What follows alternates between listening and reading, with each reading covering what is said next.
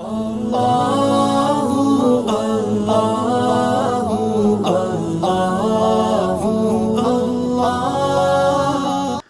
اللہ الرحمن الرحیم۔ السلام علیکم ورحمۃ اللہ وبرکاتہ۔ سامری کے بچڑے کو جلا کر راکھ کا ڈھیر کر دیا گیا اور راکھ کو بحرۂ کلثوم میں بہا دیا گیا۔ سامری کو اللہ تعالیٰ نے کوڑ کے مرض میں مبتلا کر دیا۔ اس زمانے میں لوگوں کو کوڑیوں کی چھوت سے بچانے کے لیے یہ قانون تھا کہ کوڑی پھٹے پرانے کپڑے پہنتے، اس کے بال بکھرے رہیں، وہ اپنے اوپر کے ہونٹ ڈھانکے اور چلا چلا کر کہے کہ ناپاک ناپاک، مجھ سے بچو، مجھے ہاتھ نہ لگانا۔ وہ اکیلا رہے، اس کا گھر آبادی سے باہر ہونا چاہیے۔ چنانچہ سامری کو یہی عبرتناک سزا دی گئی۔ یہ اس جرم کی سزا تھی کہ اس نے لوگوں کو اللہ تعالیٰ کی بندگی سے ہٹا کر بچھڑے کی پوجا سکھائی۔ اب حضرت موسیٰ علیہ السلام نے اپنی قوم سے مخاطب ہو کر کہا کہ اے لوگو، تمہارا معبود بس اللہ ہی ہے، اس کے سوا کوئی عبادت کے لائق نہیں، اسی کی عبادت کرو اور اسی کے آگے سجدے میں گرو۔ لوگو، تم نے بچھڑے کو معبود بنا کر اپنے اوپر سخت ظلم کیا، اپنے خالق کے حضور توبہ کرو، اور جن لوگوں نے بچھڑے کو معبود بنایا اور اسی کی پرستش کی، انہیں قتل کرو۔ تمہارے خالق کے نزدیک اسی میں تمہاری بھلائی ہے۔ چنانچہ انہوں نے توبہ کی کہ پروردگار، ہم گمراہ ہو گئے تھے۔ اے ہمارے رب، اگر تو نے ہم پر رحم نہ فرمایا اور ہمارے گناہوں سے درگزر نہ کیا تو ہم برباد ہو جائیں گے۔ اللہ تعالیٰ نے ان کی توبہ قبول فرما لی۔ وہ بڑا معاف کرنے والا اور رحم کرنے والا ہے۔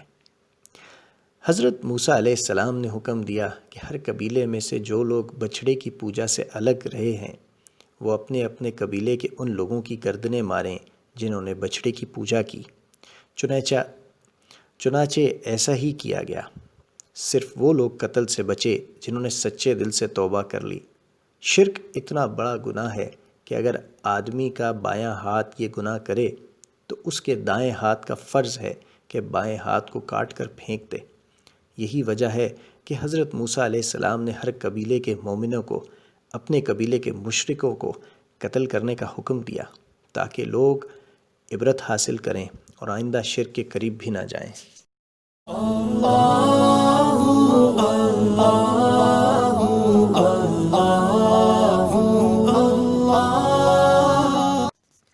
سامری اور اس کے بچھڑے سے نمٹنے کے بعد حضرت موسیٰ علیہ السلام نے اپنی قوم کو وہ تختیاں دکھائیں جو وہ کوہ طور سے لائے تھے، اور کہا کہ ان تختیوں پر وہ ہدایتیں اور نصیحتیں لکھی ہوئی ہیں جن پر عمل کرنے کا اللہ تعالیٰ نے حکم دیا ہے۔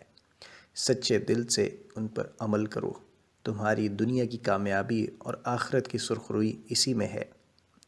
بنی اسرائیل کے دل و دماغ میں ٹیڑھ تھی، وہ شک کے مرض میں مبتلا تھے۔ انہیں کسی طرح یقین نہیں آتا تھا کہ واقعی اللہ تعالیٰ حضرت موسیٰ علیہ السلام سے کلام کرتا ہے۔ جب بھی حضرت موسیٰ علیہ السلام ان سے کہتے کہ خدا تعالیٰ تمہیں یہ حکم دیتا ہے، تو وہ کہتے کہ اے موسیٰ، جب اللہ تم سے کلام کرتا ہے تو وہ ہم سے بھی کلام کرے، تاکہ ہم اپنی آنکھوں سے اسے دیکھیں۔ اس کے بغیر ہم کیسے مان لیں کہ جو کچھ تم کہتے ہو وہ سچ ہے؟ اللہ تعالیٰ کی کھلی کھلی نشانیاں دیکھ لینے کے باوجود وہ قدم قدم پر اس قسم کے احمقانہ مطالبے کرتے رہتے تھے۔ حضرت موسیٰ علیہ السلام نے انہیں بارہا سمجھایا کہ احمقوں کی سی باتیں نہ کرو۔ ان آنکھوں سے اللہ تعالیٰ کو نہ آج تک کسی نے دیکھا ہے، نہ تم دیکھ سکتے ہو۔ مگر بنی اسرائیل اپنی بات پر اڑے رہے اور کہنے لگے کہ ہم تو اس وقت ایمان لائیں گے جب اپنی آنکھوں سے دیکھ لیں گے کہ اللہ تم سے کہہ رہا ہے کہ یہ میری کتاب ہے، اس پر ایمان لاؤ۔ حضرت موسیٰ علیہ السلام نے کچھ سوچ کر فرمایا، یہ تو نہیں ہو سکتا کہ میں لاکھوں آدمیوں کو اپنے ساتھ کوہ طور پر لے جاؤں، تم میں سے چند سرداروں کو اپنے ساتھ لیے جاتا ہوں۔ اگر وہ واپس آ کر تصدیق کر دیں کہ یہ ہدایتیں اللہ تعالیٰ ہی نے دی ہیں تو تم لوگوں کو بھی اس کی تصدیق کرنی ہوگی۔ اے میرے ہم قوموں، بچھڑے کی پوجا کر کے تم ایک بہت بڑا گناہ کر چکے ہو۔ ضروری ہے کہ تمہارے نمائندے اللہ کے حضور میں حاضر ہو کر قوم کی طرف سے گناہ کی معافی مانگیں اور نئے سرے سے اطاعت اور فرما برداری کا عہد کریں۔ لوگوں نے اس تجویز کو قبول کر لیا۔ حضرت موسیٰ علیہ السلام نے اس کے لیے قوم کے 70 آدمی چن لیے اور انہیں اپنے ساتھ لے کر کوہ طور پر گئے۔ ان کی موجودگی میں اللہ تعالیٰ سے اس طرح گفتگو کی جیسے دو شخص آپس میں باتیں کرتے ہیں۔ قوم کے نمائندوں نے اپنے کانوں سے وہ باتیں سنیں، مگر پھر بھی ان کو اطمینان نہ ہوا، اور کچھ لوگوں نے تو یہ تقاضا تک کر دیا کہ جب تک ہم اللہ تعالیٰ کو اپنی ان آنکھوں سے نہ دیکھ لیں ہم ایمان نہ لائیں گے۔ ان کی عزت کی وجہ سے اچانک ایک ہیبت ناک چمک اور کڑک پیدا ہوئی جس نے سارے پہاڑ پر زلزلہ ڈال دیا اور وہ 70 نمائندے بھونچکے ہو کر گر پڑے۔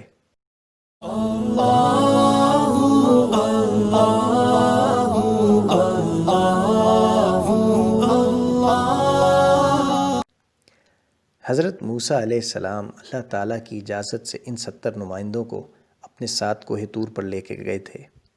جب وہ سب اس دہشت ناک زلزلے کی لپیٹ میں آ گئے تو حضرت موسیٰ علیہ السلام نے بڑی عاجزی کے ساتھ عرض کی کہ اے پروردگار، اگر آپ چاہتے تو یہاں بلانے سے پہلے ہی ان سب کو اور مجھے بھی ہلاک کر سکتے تھے۔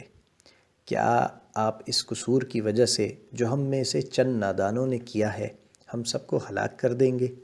یہ تو ایک آزمائش ہے جس کے ذریعے آپ جسے چاہتے ہیں بخش دیتے ہیں۔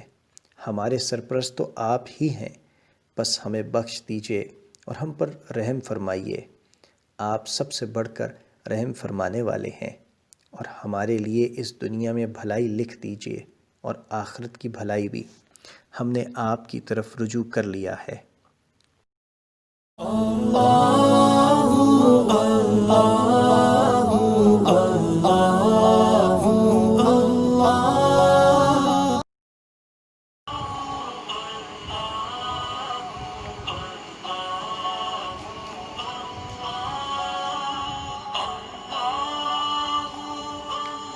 ہے حضرت موسیٰ علیہ السلام اور ایک فرعون کو وہ سورج کا اوتار سمجھتا بہتا فرعون کے محلات کے قریب جا پہنچا۔ شکل و صورت سے بچہ اسرائیلی معلوم عہدیدار اسرائیلیوں کے ساتھ کس قدر ظلم کا برتاؤ کرتے ہیں، ان کا قصور کیا تھا، اور میری یاد کے لیے نماز قائم ظالم اور نافرمان اللہ کے عذاب سے۔ حضرت موسیٰ علیہ السلام نے ان کو سمجھایا کہ اللہ تعالیٰ سے مدد مانگو اور صبر سے کام لو، کیونکہ فتح حق کی ہی زندہ ہو کر عجیب طریقے سے دریا کے اندر چلی گئی۔ فرعون کے زمانے کا واقعہ ہے یہ۔ ایک بے گناہ بچے کی جان لے لی، جہاں بھی دیکھتے پانی کی جگہ خون ہی خون ملتا۔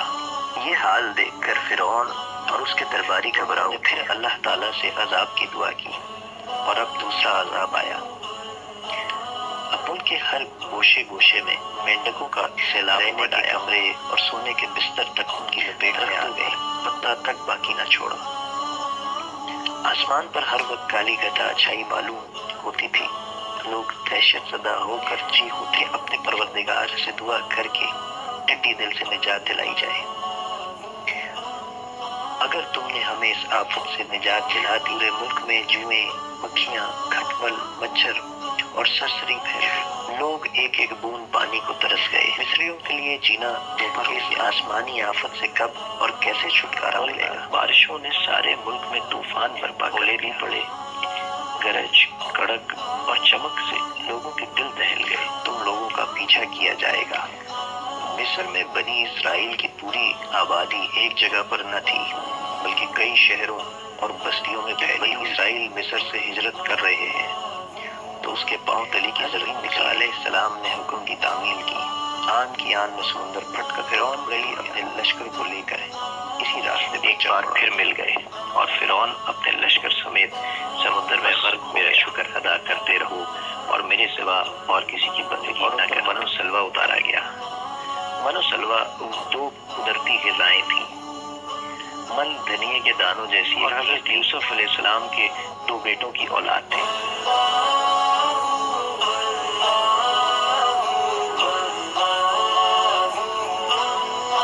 بنی اسرائیل کے 12 گھرانے تھے۔ اللہ تعالیٰ نے ہر گھرانے کے لیے ایک چشمہ نکال دیا۔ علیہ السلام یوں تو حضرت موسیٰ علیہ السلام سے 3 سال بڑے تھے، مگر نبوت کے کام میں ان کے نائب اور مددگار تک اللہ تعالیٰ کی قدرت کی کئی جھلکیاں دیکھ چکے تھے۔ اللہ تعالیٰ نے پہاڑ پر اپنی تجلی ڈالی جس نے پہاڑ کو ریزہ ریزہ کر دیا، اور حضرت موسیٰ علیہ السلام تو خشک اس واقعے کے بعد اللہ تعالیٰ نے فرمایا، اے موسیٰ، ہم نے تمہیں لوگوں پر ترجیح دے کر منتخب کیا، تم کو پیغمبری عطا کی اور اپنی ہم کلامی کا شرف بخشا، بس جو تعلیم و ہدایات تمہیں دی جا رہی ہیں اسے مضبوطی سے پکڑو، اس پر عمل کرو اور برابر میرا شکر بجا لاتے رہو۔